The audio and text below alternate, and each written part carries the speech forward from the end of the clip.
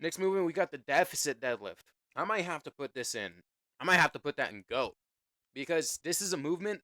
It takes a while to learn. Like the number one thing I see, I guess, in peers or friends is nobody knows how to hinge properly, and you're starting to notice a pattern.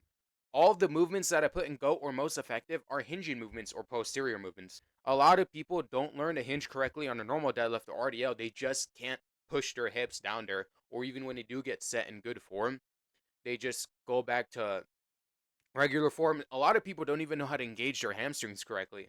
On RDLs, on good mornings and stuff like that, the hamstrings just never show up. And you could see lots of people putting so much volume on their hamstrings, but they're just like not growing or just not getting any stronger whatsoever because they don't know how to engage them. But if you do learn how to engage your hamstrings and your back correctly on a hinge movement, and then you learn how to deficit deadlift with pretty good weight and pretty good form, that turns you into a mean athlete. It turns you into a mean lifter because you got insane core strength along with insane mobility. That creates a crazy strong, a good frame for, I say it, longevity. Safety bar squat. I've never done this. I'd have to put it in neutral, but at the beginning before all of these, because these are only for rehab. It depends if, yeah, these are only for rehab. Safety bar squat. Yeah, it's neutral. I've never done the exercise. I know for some people, like that shoulder mobility, even getting back there, for me, it's there on low squat. I have that little like mobility issue, but even then, I'm fine with mobility. But some people can't get back there because their shoulders are too big or they have this like insane back. So, and there's really no cons of using it. What, your shoulder gets a little bit stiffer. I'd still try to work on the flexibility because that's a core pillar for longevity and athleticism. But the safety bar squat, if your shoulders are really that bad, then I would be pretty neutral about it. Again, I haven't done exercise. I don't know too much about it, but other than it's a compromise for people that have shoulder mobility. But I'd put it right there. A sissy squat. That's a calisthenics movement. I'd have to put it in good. This is a skill movement. You have to have. It's an athletic movement, but I'm not putting it in. Oh, I'm so. I want to put this up there, but I know I'll put too many. Nah, I am putting this in most effective because a lot of people, like even bodybuilders, do it, and I don't see a reason athletes not to do it. It just teaches extremely good stability. You load correctly, and again, if you are really stable and stuff like that, and you have good core stability, and the only way machines have their place, and I'm circling back on it again, is when you need extra volume without like a bunch of core work. Because if you do just a bunch of movements with core work, you're asking to get very fatigued. And that's why I do use low volume. Anyways, we're gonna get a little bit sidetracked here, but I used posterior anterior split, and I have to be very careful when training posterior chain. I only do like 3 or 4 movements max in the gym. I take long rest times. I'm a very low volume guy, and when you do posterior chain, that is a sacrifice you have to make. You have to do go kind of low volume because they fatigue the hell out of you. Axial movements is what fatigue you the most because they require the most firing from your nervous system. But this is a movement that provides like a lot of stability without fatiguing your axle. It does load the axle, but not in the traditional sense. Because instead of having to weigh on top of your spine like many axle loading movements, it instead keeps the weight. Like it loads your knees and you still have to brace your core pretty hard to make sure, you don't like screw up your back. So it is an axle movement, just not in the traditional sense. But yeah, I just had the voiceover real quick. So I'd put it in most effective. It's a good accessory movement. Bulgarian split squats are going way at the top in front of sumo deadlift because number one, it's a unilateral exercise. Any athlete, you know that. We do exercises on one legs whenever we're jumping on the core or sprinting in the field. We're always on one leg staggered, like I said before. The Bulgarian split squat is a pretty good exercise because you train your core, you can build just as much muscle as any other movements. They make your legs grow. And it's just a good all around exercise. You do have to go a little bit lower on volume, like I said, with all the exercises because of how taxing it is on your core. But this is the best all around exercise. There's no reason not to do it other than it's just difficult. It's going to get benefit everywhere without compromise in neither. It is just the ultimate leg movement. It does suck the most, but it is the ultimate one, and it's going to go at the top of the GOAT tier. Pistol squats, it's another stability movement. I'd probably put it the same as sissy squats. It'd go in most effective, but near the end, it's a very we're putting it at GOAT next to Bulgarian split squats. I don't do them a lot just because I do Bulgarians most of the time, and that's my favorite exercise. It's up there with it. You do need good mobility in order to hit depth without like rounding your back. You need that good ankle mobility. It gives you ankle strength and quad strength. That's just a very unorthodox movement. I haven't done it too much. I haven't seen a lot about it. I would say it's GOAT tier. It's pretty much up there. Goblet squats, ineffective. I don't really like this movement other than sometimes it gives you a little bit movement for power, but you can't like what's the biggest dumbbell you can get? What, 100, 120 pounds? And even then you'd have to do like 30 reps for it to actually do something, and your legs are going to be way stronger than your arms carrying the weight up above. I don't Personally, I don't really like it. I know a lot of you will agree with me on this one. The goblet squat is just not a really good exercise. Box squats we're going to put at most effective. It's a good movement because it's where you can do the concentric first without doing the eccentric. Because in a movement like a squat, you have to go through an eccentric first and then do a concentric. Whereas on a box squat, you can pretty much, the purpose of box squats is to skip the eccentric portion of the movement and skip right to the concentric. Just boom. It teaches you just to straight get power without any. A very good movement for explosiveness.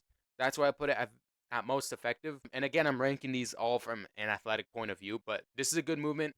Concentric portion without the eccentric. Skip the eccentric, do the concentric right away. Putting it in most effective. Front squat, at least for me, sometimes there is no comfortable position you can get in the front squat. The weight, it can keep you extremely upright, so it does act as a counterbalance, but I'm pretty much neutral on this. I'd put it right here. Personally, I cannot find a comfortable position to do this exercise. It doesn't feel good on the shoulders, even when I tug my wrists under, and it's just not there. That's something I have to work on. You have to tell me in the comments, but this is a horrible exercise, at least from my perspective. For people that do have the mobility to do them and where it's really comfortable, it'd probably have to go in again most effective or GOAT because of how extremely upright it keeps you while also training your core. This is the exercise you can get to where you're extremely upright. The weight in front of you acts as a counterbalance, like to where it keeps your torso like almost up because all of that weight is in front of you. There's no way you can fall back on a front squat.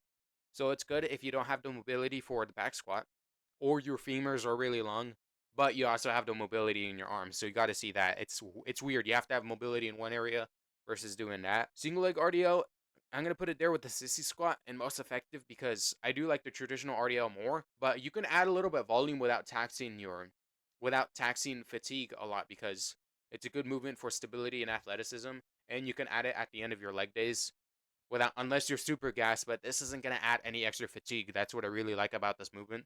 You can train your stability system, and this isn't a movement you're supposed to go super heavy on. You're just supposed to get good at it. So I'm going to put it in most effective. It's good athletic exercise, doesn't tax your nervous system as much. Pin squats.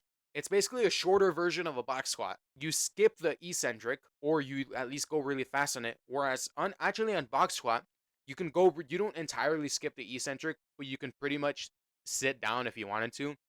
Whereas the pin squat, you can get under the weight, you can prepare for just a concentric and completely skip the eccentric. Like, it's completely out of it. You don't even do it super fast or just drop the weight onto the box. But you can just straight up skip the eccentric, boom, concentric, drop the weight, boom, concentric, drop the weight, boom, concentric portion, drop the weight. So it's good for explosiveness without build power. So it trains your split second, like, power building mechanics. So that's why I put pin squats right there. Overhead squats.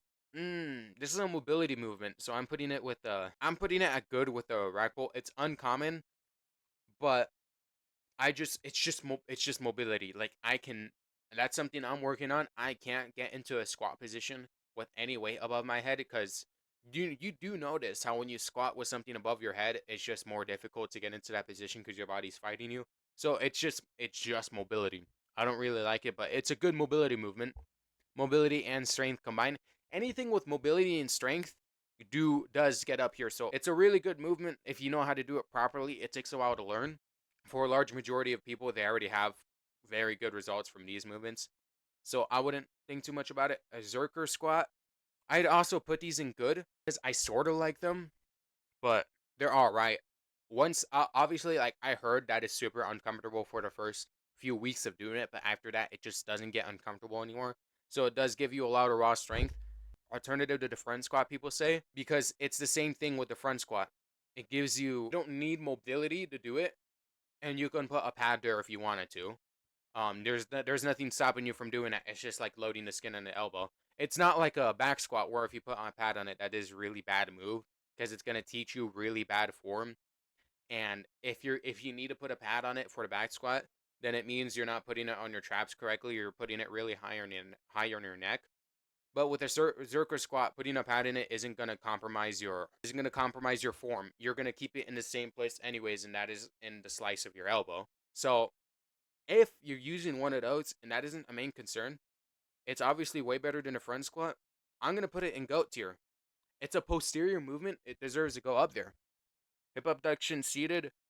You're already pretty much getting a bunch of hip abduction work from your compound movements. If you're doing a sumo deadlift, if you're doing a lateral squat, if you're doing a Zercher squat, or if you're doing any squats in general, but especially if you're doing a sumo variation, or if you're doing any other of these. But the hip abduction, pretty much, it's on a machine, so rehab. It's just a rehab movement. I see it as. There we go. We put it there too. The standing leg curl. Oh, that's when you use one of those cables. I don't really see a point in it if you're already doing a single leg RDL. So I'd put it in neutral, almost. Yeah, I don't want to shit completely. Okay, deadlift. Very fatiguing, but it's a goat. It goes in the goat tier. Like, it's the same thing I said about the sumo deadlift. It's a perfect posterior movement. If you learn it correctly, you could do it properly. You don't ego lift.